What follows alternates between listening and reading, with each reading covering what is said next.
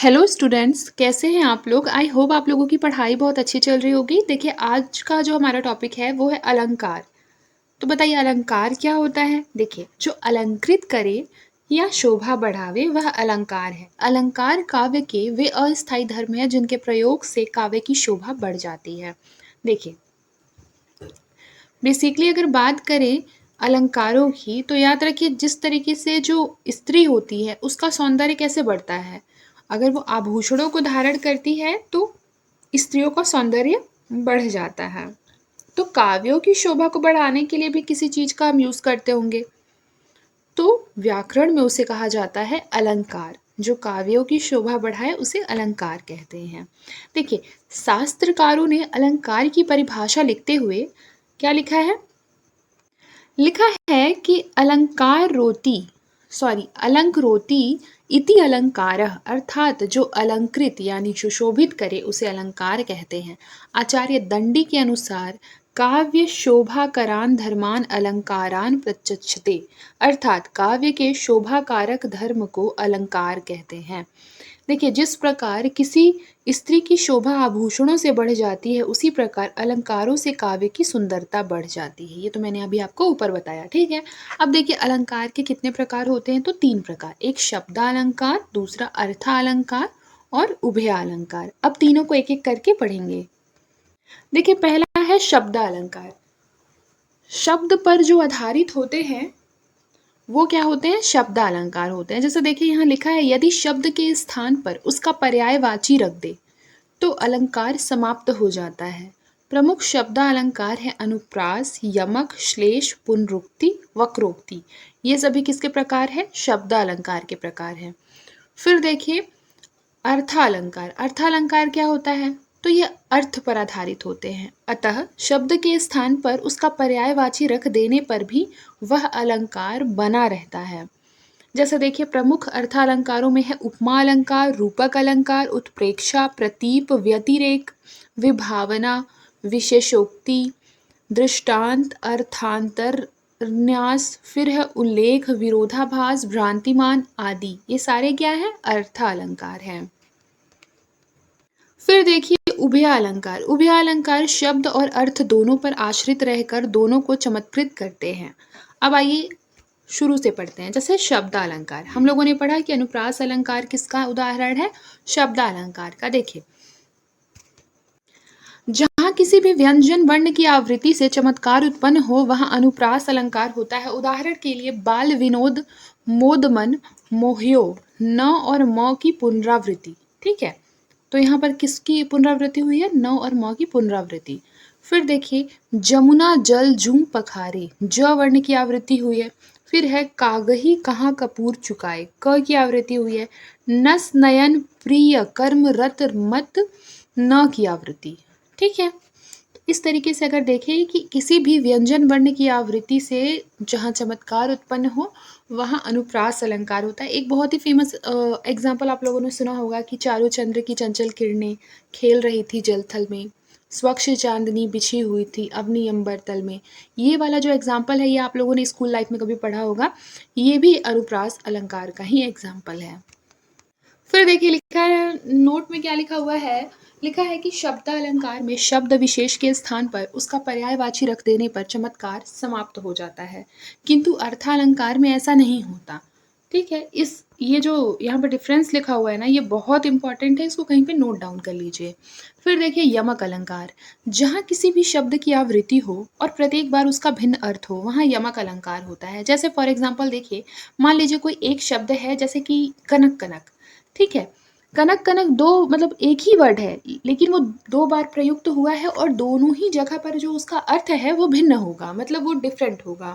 जैसे देखिए, कनक कनकते सौगुनी मादकता अधिक आए। एक कनक का अर्थ है स्वर्ण और दूसरे कनक का अर्थ है धतूरा। यहाँ पर होता है ना, ये आपको पूरा याद होगा। कनक कनकते सौगुनी मादकता अधिक आए, जे पाए बोरात नर, जे खाए बोराए। ठीक है, मतलब जो पा लेता है वो भी बोरा जाता है कनक को, जो खा लेता है वो भी बोरा जाता है। बोराना मतलब पागल होना। ठीक है,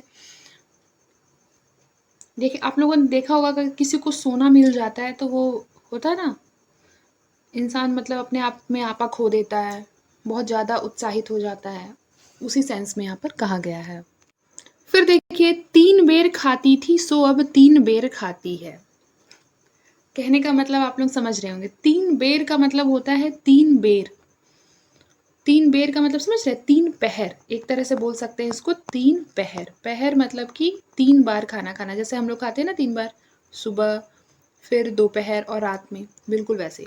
वही बोल रहा है कि जो 3 पहर में खाना खाती थी 3 बार, वो अब क्या खाती है? केवल 3 बेर खा के अपना जीवन बसर कर रही है। जैसे कि 3 बेर इन द सेंस बेर के जो फल होते हैं वो। फिर है थर्ड एग्जाम्पल, नगन जड़ाती थी वे अब नगन जड़ाती है। नगन जड़ाती का एक मतलब है कि हीरे के पन्ने जो लगवाती है, वह अब क्या करती है? नग्न शरीर पर वस्त्र के अभाव में ठंड से कांपती है। नगन जड़ाती थी वे अब नगन जड़ाती है। कितना अच्छा एग्जाम्पल है, ठीक है। एक नगन जड़ाती का अर्थ होता है हीरे पन्ने लगवाना, और दूसरा नग्न जड़ाती का मतलब कि नग्न शरीर पर वस्त्र ही नहीं है तो ठंड में इंसान ठिठुर रहा है, ठीक है, इस तरीके से। फिर देखिए, मूरत मधुर मनोहर देखी, अर्थात सबसे पहले लिखा है मूरत मधुर मनोहर देखी, भयहु विदेह विदेह विशेखी। ठीक है, देखिए इसमें एक विदेह का मतलब होता है राजा जनक, दूसरे विदेह का मतलब है शरीर की सुधि बुद्धि भूल जाना। फिर उसके बाद देखिए यहाँ पे लिखा है श्लेष अलंकार। श्लेष अलंकार भी बहुत इंपॉर्टेंट है। यहाँ पर श्लेष का मतलब होता है चिपका हुआ, जब एक ही शब्द में कहीं अर्थ हो। देखिए यमक अलंकार में क्या था कि दो दो मतलब एक ही वर्ण 2 बार प्रयुक्त तो होते थे और दोनों का अर्थ अलग होता था। श्लेष में ऐसा नहीं है। श्लेष में है कि एक ही वर्ड जो रहेगा, एक ही वर्ड, उसी में कई अर्थ चिपके रहेंगे। मतलब कि फॉर एग्जाम्पल अगर बोला जाए कि यहाँ यहाँ पर लिखा है पानी गए न उबरे मोती मानुष चून।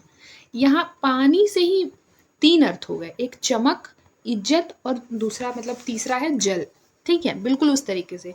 तो श्लेष का जो मतलब होता है, उसका क्या मतलब होता है? चिपका हुआ। अर्थात जब एक ही शब्द में बहुत से अर्थ चिपके होते हैं तो उसे श्लेष अलंकार कहते हैं। देखिए एक एग्जाम्पल और देखिए श्लेष अलंकार का, कि जहाँ गांठ तहाँ रस नहीं, यह जानत सब कोई। लेकिन यहाँ पर आप रिश्ते से भी इस चीज को समझ सकते हैं कि जहाँ गांठ पड़ जाए वहां पर रस नहीं आता। ये रिश्ते पे भी लागू हो सकता है, लेकिन मैंने आपको बताया कि श्लेष अलंकार में एक ही शब्द से बहुत अर्थ निकल सकते हैं। जैसे कि अगर देखा जाए गन्ने के संदर्भ में, तो गांठ का अर्थ होता है उसका गठान जो गन्ने में होता है। आप लोगों ने देखा होगा गन्ना, तो बीच बीच में गांठ होता है, ठीक है। तो इस गठान में क्या होता है? रस नहीं के बराबर होता है, ठीक है। तो वही बता रहा है, एक तरह से गन्ना भी ले सकते हैं और रिश्ते को भी लिया जा सकता है, ठीक है। फिर देखिए मनुष्यों के संदर्भ में गांठ का अर्थ द्वेष भाव से है। यहाँ भी वही लिखा है जो मैंने बताया। अब देखिए वक्रोक्ति अलंकार क्या होता है। तो यदि वक्ता के अन्यार्थक वाक्य का श्लेष या काकू से श्रोता अन्य अर्थ करे तो वक्रोक्ति अलंकार होता है। वक्रोक्ति का क्या अर्थ है? तो वक्र का मतलब होता है टेढ़ी, उक्ति का अर्थ होता है कथन, अर्थात किसी कथन को टेढ़ा करके कहना वक्रोक्ति होता है। फॉर एग्जाम्पल अगर इसको एग्जाम्पल से समझे, तो पहले देखिए दूसरे शब्दों में क्या लिखा है कि जहाँ किसी वाक्य में वक्ता के आशय से भिन्न अर्थ की कल्पना की जाती है, वहाँ वक्रोक्ति अलंकार होता है। वक्रोक्ति अलंकार याद रखिए 2 प्रकार के होते हैं। पहला काकू वक्रोक्ति, दूसरा श्लेष वक्रोक्ति। देखिए काकू वक्रोक्ति वहां होता है जहां वक्ता के कथन का कंठ ध्वनि के कारण श्रोता भिन्न अर्थ लगाता है, जैसे कि मैं सुकुमारी नाथ बनू जोगू, ठीक है। फिर है श्लेष वक्रोक्ति। श्लेष वक्रोक्ति का हो जाएगा जहां श्लेष के द्वारा वक्ता के कथन का भिन्न अर्थ लिया जाता है, वहां श्लेष वक्रोक्ति होता है। जैसे देखिए, को तुम हो इत आए कहाँ घनश्याम हो तो कितहु बरसो, चित चोर कहावत है हम तो तहाँ जाहूं जहां धन है सरसों। ठीक है, तो यहाँ पर क्या हो जा रहा है? श्लेष वक्रोक्ति हो जा रहा है। अब देखिए जो हमारा अगला टॉपिक है वो क्या है? अर्थालंकार। तो अर्थालंकार में है, अर्थालंकार के टाइप्स में कि पहला क्या हो जाएगा? उपमा अलंकार। तो देखिए जहाँ 2 वस्तु में समान गुण धर्म या फिर स्वभाव आदि के आधार पर तुलना की जाती है, वहाँ उपमा अलंकार होता है। उपमा में 4 अंग होते हैं। उपमेय यानी जिससे तुलना की जाती है, उपमान जिससे तुलना की जाए, और साधारण धर्म। साधारण धर्म में है कि जिस गुण या दोष के कारण तुलना की जाती है, ठीक है। इस चीज को याद रखिएगा। चौथा क्या है? वाचक शब्द। समानता बोधक अवयव जैसे सम, समान, तुल्य, ईव, सा, तरह, ज्यों आदि ये सब क्या है? वाचक शब्द है। आइए एग्जाम्पल से समझ लेते हैं। एग्जाम्पल तो सबसे इंपॉर्टेंट होता है इसमें। देखिए लिखा है चरण कमल सम कोमल, अर्थात उपर्युक्त उदाहरण में चरण यानी चरण क्या है? उपमेय, कमल उपमान और कोमल साधारण धर्म समवाचक शब्द है। सम क्या है? वाचक शब्द। जैसे देखिए चरण उपमेय कैसे हो गया? क्योंकि चरण की उपमा की जा रही है इसलिए चरण उपमेय है। जिससे की जा रही है, किससे की जा रही है? कमल से, तो कमल उपमान हो गया। कोमल एक साधारण धर्म है, ठीक है।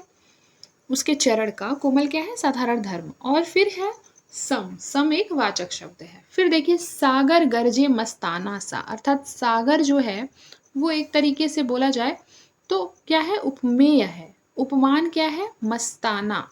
साधारण धर्म है गरजे और वाचक शब्द है सा, ठीक है। इसी तरीके से रुई ज्यों जलती हुई भू, ये भी देख लीजिए। फिर देखिए लिखा है केवल अशोक सिर झुकाए है और सब विजेता की तरह चल रहे हैं। उपमेय क्या हो जाएगा? सब, उपमान विजेता। उपमा किसकी दी जा रही है? विजेता की दी जा रही है, ठीक है। फिर लिखा है साधारण धर्म है चलना और वाचक शब्द है तरह, ठीक है। फिर देखिए मधुकर सरिस संत गुणग्राही, अर्थात उपमेय क्या है? सब, उपमान है मधुकर, साधारण धर्म है गुणग्राही, वाचक शब्द है सरिस। प्रतीप देखिए प्रतीप का अर्थ होता है उल्टा या विपरीत। प्रतीप का क्या अर्थ होता है? उल्टा या विपरीत। यह उपमा अलंकार के विपरीत होता है। यह क्या होता है? उपमा अलंकार के विपरीत होता है प्रतीप। क्योंकि इस अलंकार में उपमान को लज्जित, पराजित या हीन दिखाकर उपमेय की श्रेष्ठता बताई जाती है। जैसे सियमुख समता किमी करे चंद वापुरो रंक्र, ठीक है। सियमुख समता किमी करे चंद वापुरो रंक्र, यानी कि सीता जी के मुख की तुलना बेचारा चंद्रमा नहीं कर सकता। उपमेय की श्रेष्ठता प्रतिपादित होने से यहाँ पर प्रतीप अलंकार है। आप समझ रहे होंगे प्रतीप अलंकार कहाँ होता है। प्रतीप का अर्थ ही होता है उल्टा या विपरीत। यह बेसिकली उपमा अलंकार के विपरीत होता है क्योंकि इस अलंकार में क्या होती है? उपमान को लज्जित या पराजित किया जाता है। मतलब बेसिकली जो उपमान है, उपमान क्या होता है? उपमान वह होता है जिससे कि उपमा दी जाती है। मान लीजिए कि जो उपमान है हम किसी छोटे से चीज से किसी बड़े व्यक्ति की क्या कर दें? उपमा कर दें, तुलना कर दें, ठीक है। तो क्या हो जाता है? कहीं ना कहीं हम उस उपमान को लज्जित या पराजित या हीन दिखाते हैं उस दृष्टि में। तो यहाँ पर प्रतीप अलंकार होता है। आई होप आप लोगों को समझ में आ गया होगा। फिर देखिए रूपक अलंकार। उपमेय में उपमान के आरोप को रूपक अलंकार कहते हैं। देखिए यहाँ पर लिखा हुआ है, तात्पर्य क्या है इसका? कि उपमेय के गुणों को इतना बढ़ा चढ़ाकर कहा जाता है कि उसे ही उपमान मान लिया जाता है, तब रूपक अलंकार होता है। जैसे फॉर एग्जाम्पल के लिए अगर बात किया जाए कि राम के गुणों की तुलना अगर हम किसी भी चीज से कर रहे हैं, लेकिन हम राम के ही गुणों को इतना बढ़ा चढ़ाकर बताएंगे तो क्या हो जाएगा? वही उपमान हो जाएगा, वही उपमेय भी हो जाएगा।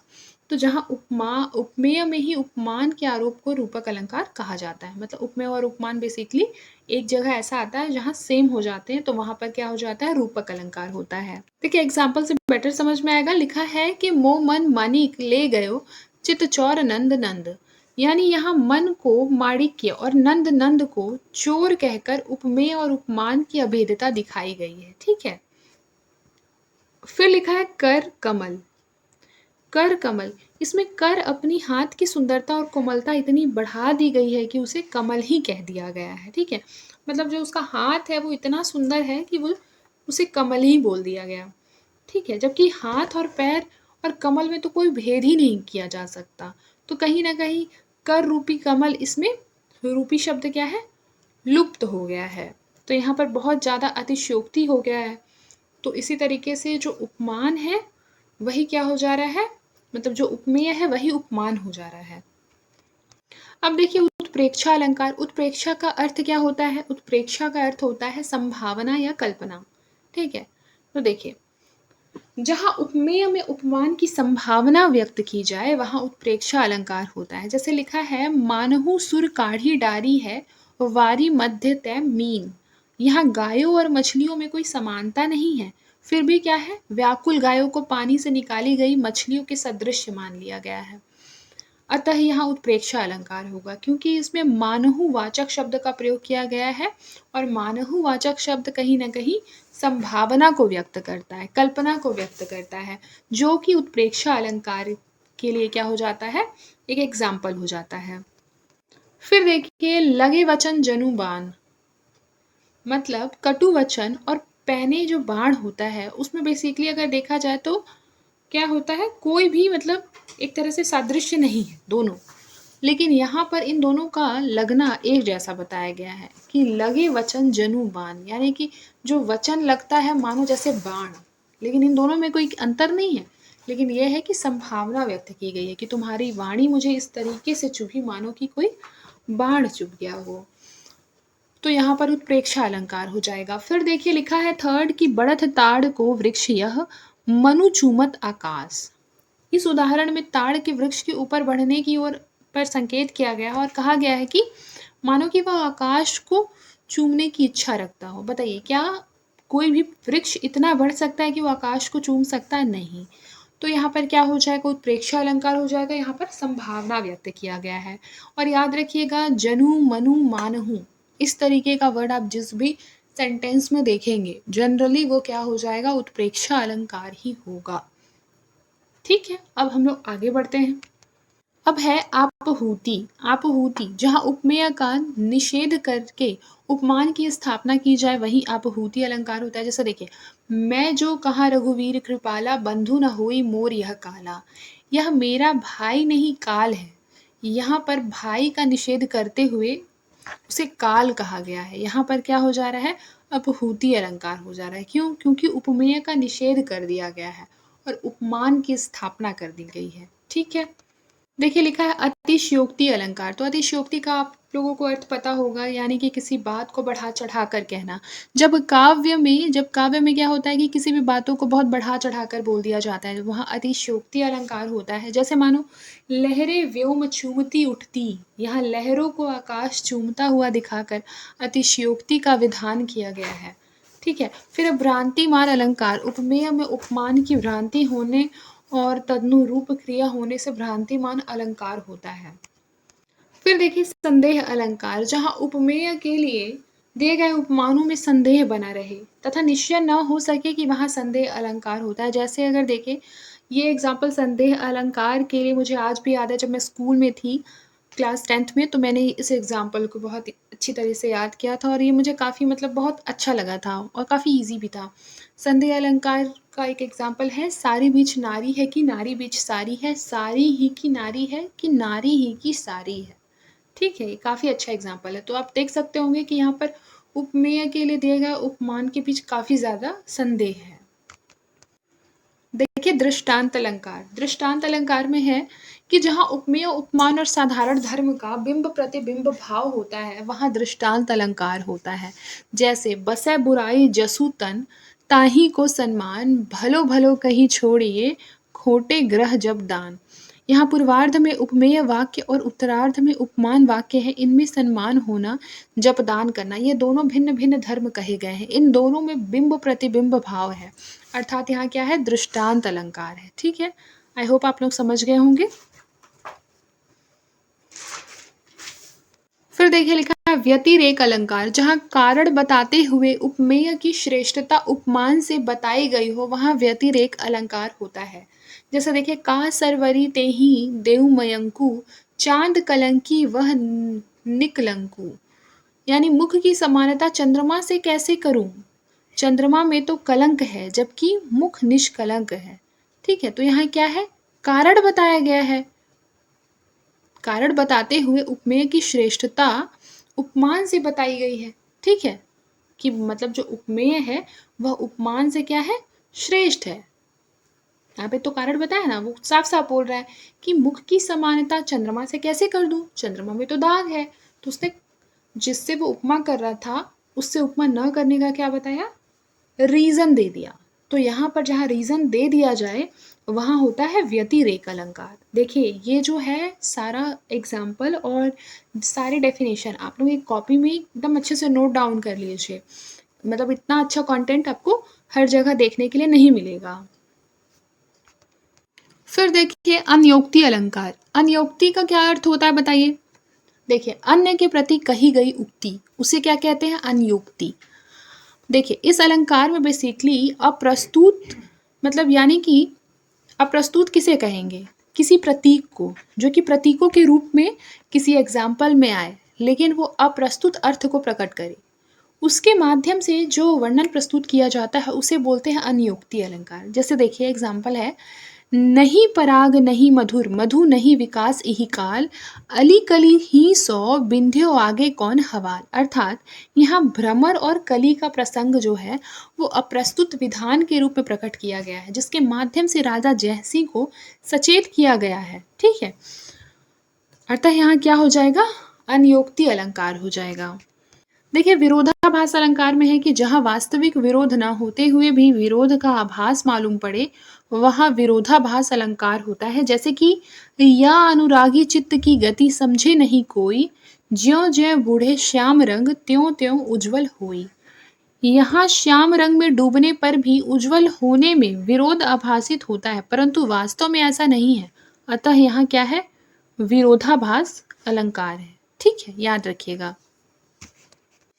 फिर देखिए विभावना अलंकार। जहाँ कारण के अभाव में भी कार्य हो रहा हो वहाँ विभावना अलंकार होता है। जैसे बिनु पग चले सुने बिनु काना।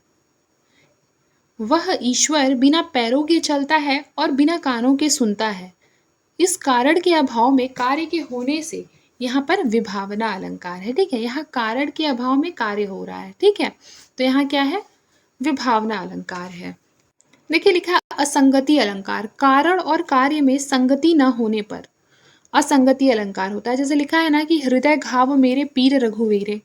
घाव तो लक्ष्मण के हृदय में है पर पीड़ा राम को है। अतः यहाँ असंगति अलंकार है, क्योंकि यहाँ जो कार्य हो रहा है और उसका जो रीजन दिया गया है इन दोनों में कोई संगति नहीं बैठ रही है, तो यहाँ पर असंगति अलंकार हो रहा है।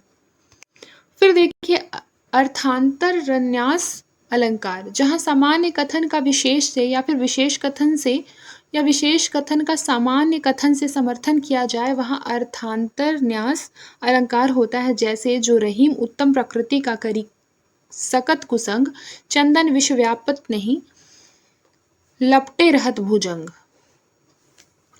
यानी कि आप समझ सकते होंगे यहाँ पर ये चीज बोल रहा है कि जो लोग अच्छे सुगंध मतलब अच्छी संगति वाले जो लोग होते हैं, ठीक है, उनको आप जो उत्तम प्रकृति के होते हैं वो किसी के साथ भी, किसी कुसंग व्यक्ति के साथ भी अगर रहेंगे तो उन पर क्या होता है? असर नहीं होता। बिल्कुल उसी तरीके से जिस तरीके से चंदन के वृक्ष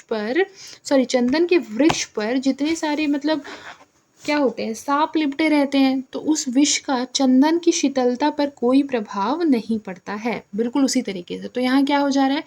समान कथन का हम लोग किसी विशेष कथन से समर्थन कर रहे हैं। फिर देखिए लिखा है मानवीकरण अलंकार। मानवीकरण में है कि जहाँ जड़ वस्तुओं या प्रकृति पर मानवीय चेष्टाओं का आरोप किया जाता है वह मानवीकरण अलंकार होता है। जैसे देखिए लिखा है फूल हंसे कलियां मुस्काई, जगी वनस्पतियां अलसाई, मुख धोती शीतल जल से। यहाँ मतलब फूलों का हंसना, कलियों का मुस्काना या वनस्पतियों का शीतल जल से मुख धोना, ये मानवीय चेष्टाएं हैं। अतः यहाँ मानवीकरण अलंकार है। बस आज के लिए इतना ही। मिलते हैं नेक्स्ट क्लास में जिसमें हम रस के बारे में पढ़ेंगे और काफ़ी डिटेल में पढ़ेंगे।